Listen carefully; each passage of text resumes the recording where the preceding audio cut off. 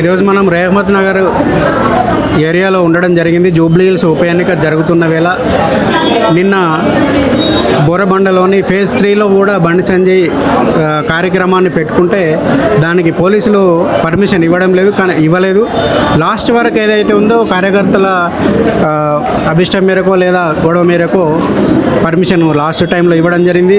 Same అదే విధంగా కూడా రేహమత్ నగర్లో కూడా ఈరోజు పర్మిషన్ ఇవ్వకుండా పోలీసులు బండి సంజయ్ యొక్క సభకు పర్మిషన్ ఇవ్వకుండా దాన్ని అడ్డుకున్న వేళ అసలు రేహమత్ నగర్ యొక్క బీజేపీ కార్యకర్తలు ఏం మాట్లాడుతూ ఉన్నారు, మరి దాని గురించి ఏం మాట్లాడుతారో తెలుసుకోవడానికి ఈరోజు రేహమత్ నగర్ రావడం జరిగింది. అన్నగారు నమస్తే అండి. నేను కేఎస్ రత్నం ఎక్స్ఎమ్మెల్యే చేవెళ్ళ. ఇప్పుడు నిన్న ఏదైతే కేంద్ర హోమ్ మినిస్టర్ ఇప్పుడు ఉప ఎన్నిక జరుగుతున్న వేళ అన్ని రాజకీయ పార్టీలు ప్రచారం చేసుకుంటాయి, కానీ ఉద్దేశపూర్వకంగా మరి లేకపోతే ఎందుకు బండి సంజయ్ నిన్న ఇటు బోరబండలో ఫేజ్ 3లో కార్యక్రమం సభ పెట్టుకుంటే పర్మిషన్ ఇవ్వలేదు. ఈరోజు రేహమత్ నగర్లో కూడా పర్మిషన్ ఇవ్వలేదు. ఎందుకు ఇవ్వలేదు, దాన్ని మీరు ఏ రకంగా మాట్లాడుతూ ఉన్నారు? ఇది కాంగ్రెస్ పార్టీ, కాంగ్రెస్ ప్రభుత్వం కుటిల నీతి. ఇది వాళ్ళు ఓడిపోతే మన భయంతో బీజేపీ నాయకులకు సభలు పెట్టుకోవడానికి, ప్రచారం చేసుకోవడానికి అడుగడుగున అడ్డుపడతా ఉన్నారు. బైక్ ర్యాలీ కంటే పర్మిషన్ ఇవ్వట్లేదు, మరి పాదయాత్రలు అంటే పర్మిషన్ తీసుకోవాలంటున్నారు. మా నాయకులు వస్తామంటే పర్మిషన్లు ఇవ్వట్లేదు. ఈ రకంగా అన్ని రకాలుగా అధికార దుర్వినియోగం చేస్తూ ఉంది.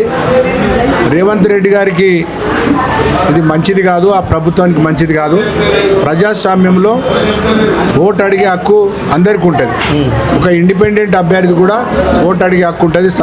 సభలు సమావేశాలు పెట్టుకోవడానికి వాళ్ళకి హక్కు ఉంటుంది.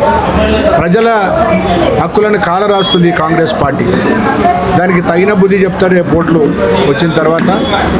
ఓడిపోతే మన భయంతోనే ఒక నిరంకుశ పాలన రేవంత్ రెడ్డి గారి నాయకత్వంలో ఇక్కడ నడుస్తూ ఉంది. ఓటర్లకు స్వేచ్ఛ లేకుండా ఓటర్లను బెదిరించుడు, అదేవిధంగా మాకే ఓటేయాలి, ఓటేయకపోతే తర్వాత మీ అంతు చూస్తామని చెప్పడము, ఈ రకంగా మాట్లాడుతూ ఉన్నారు. అభివృద్ధి ఆగిపోతుందని చెప్తా ఉన్నారు. ఎప్పుడు ఎక్కడ కూడా ఇలాంటి ప్రచారాలు జరగలేదు. ఈరాగా ముఖ్యమంత్రులు ఎవరు కూడా మాట్లాడలే. ఇది చాలా బాధాకరం. తప్పకుండా మేము దీన్ని ప్రతిఘటిస్తాం. ఇక్కడ భారతీయ జనతా పార్టీ గెలవడం ఖాయం. భారతీయ జనతా పార్టీ గెలుస్తుందనే భయంతోనే వాళ్ళు ప్రజలను, ఓటర్లను ఆందోళనకు గురి చేస్తూ ఉన్నారు. దాన్ని మేము తీవ్రంగా ఖండిస్తూ ఉన్నాం.